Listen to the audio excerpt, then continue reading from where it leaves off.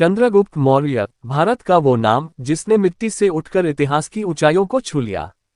वो समय जब भारत अनेक छोटे छोटे राज्यों में बंटा हुआ था, कोई एकता नहीं थी, हर राजा अपनी अपनी सीमाओं के लिए लड़ रहा था और दूसरी ओर विदेशी आक्रमणकारी हमारी जमीन को लूटने में लगे हुए थे। तभी जन्म हुआ एक ऐसे बालक का जो न राजघराने में जन्मा था, न उसके पास धन था, न ही सेना, लेकिन उसके भीतर एक आग थी, भारत को एक करने की आग। कहते हैं चंद्रगुप्त का जन्म लगभग 340 BC में हुआ। कई इतिहासकारों का मानना है कि वह मौर्य वंश से था, लेकिन गरीब परिवार से। उसकी प्रारंभिक शिक्षा का जिक्र मिलता है तक्षशिला विश्वविद्यालय से, जहां एक दिन उसकी मुलाकात हुई आचार्य चाणक्य से।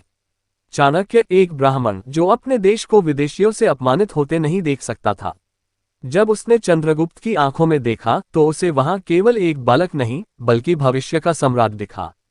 आचार्य चाणक्य ने उसे शास्त्र, शस्त्र और रणनीति की ऐसी शिक्षा दी जो उस समय के किसी भी राजा को नहीं मिली थी।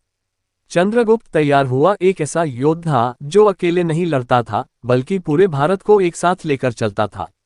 चाणक्य और चंद्रगुप्त ये रिश्ता गुरु और शिष्य से कहीं बढ़कर था। ये राष्ट्र निर्माण की साझेदारी थी। जब सिकंदर महान भारत आया तब भारत के उत्तर पश्चिमी राज्यों ने बिना एकता के उसका सामना किया और हार गए। लेकिन सिकंदर के जाने के बाद उसकी छोड़ी गई सेनाएं भारत के लिए खतरा बनी रहीं। चंद्रगुप्त ने उन्हें चुनौती दी और धीरे धीरे अपने साम्राज्य की नींव रखी। उसने पहले पंजाब के इलाकों को आजाद कराया, फिर अपने असली लक्ष्य की ओर बढ़ा, मगध। मगध उस समय का सबसे शक्तिशाली राज्य था, जहां घनानंद का शासन था। लेकिन घनानंद अहंकारी, लालची और जनता की पीड़ा से अनजान राजा था। चंद्रगुप्त और चाणक्य ने एक लंबी योजना बनाई। उन्होंने गांव गांव में जाकर जनजागरण किया, सेनाएं इकट्ठी की, रणनीति बनाए और अंत में घनानंद को हराकर मगध को अपने अधीन कर लिया। यहीं से शुरुआत हुई भारत के पहले सबसे बड़े साम्राज्य की, मौर्य साम्राज्य। चंद्रगुप्त मौर्य अब केवल एक राजा नहीं था, वह एक सम्राट था।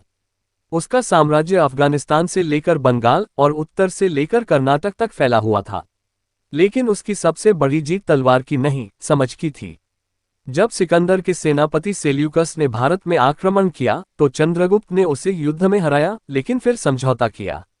सेल्यूकस ने अपनी बेटी की शादी चंद्रगुप्त से कर दी और कई पश्चिमी इलाके भारत को सौंप दिए।